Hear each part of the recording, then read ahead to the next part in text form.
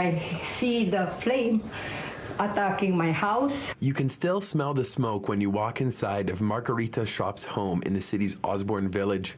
Damage from fire is obvious in parts of the house. In some cases, entire rooms are charred. The fire that damaged this home also left a deep cut in the community of Osborne Village, as it was one of 4 police say was intentionally set and resulted in the death of Zhang Xin, a well-known grocery store owner in the neighborhood. Police have since laid charges in connection to the deadly fire, but this blaze appears to be part of a wider trend being observed in Winnipeg, as over the last 5 years, the number of suspicious or incendiary fires has jumped substantially, with the recent fire creating unease for Shop. And I'm afraid, but the police told me you have light here, light there, and they tried to protect me somehow. It's terrible. The number of suspicious fires has fluctuated in the last decade, falling from a high recorded in 2009 of 559 fires to a low of 187 in 2015.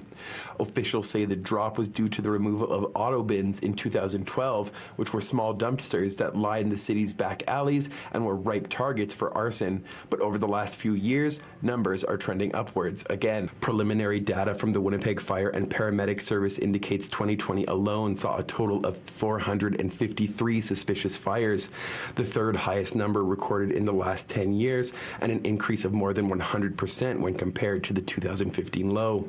Gary Gobet is a resident in the apartment building at 369 Stradbrook Avenue, which was also targeted in the recent string of arson.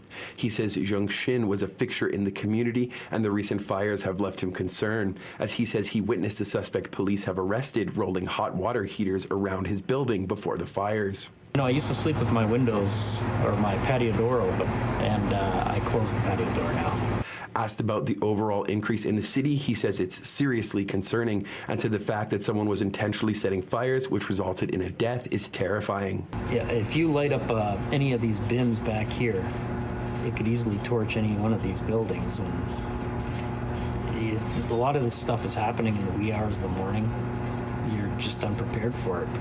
It's unnerving. He says police extensively canvassed the area for information and feels it's because so many people in the area were willing to help police the man was apprehended quickly. He doesn't know why people would set fires intentionally, but says they should think before they act. It's not just a cute little prank. People's lives are at stake. I mean, a woman died. She had a family. She had a story that brought her here to Winnipeg. She was this kind, sweet person who was, her life was taken way too soon, and for why, I don't know. Gobet says he hopes the person who started fires in his area does see substantial jail time, not only for the tragic death he is said to have caused, but also for the fear that he injected into the community and into the families that call it home. While preliminary data from the Winnipeg Fire and Paramedic Services does indicate a jump in suspicious fires, these fires actually only make up a small portion of total response, as in 2020 they made up around 22% of total fires responded to. That's when firefighters responded to 2,025 fires. In 2021 so far, with 5 months still to be recorded, we've seen 1,586 fires so far. In Winnipeg, Morgan Majeski, City News.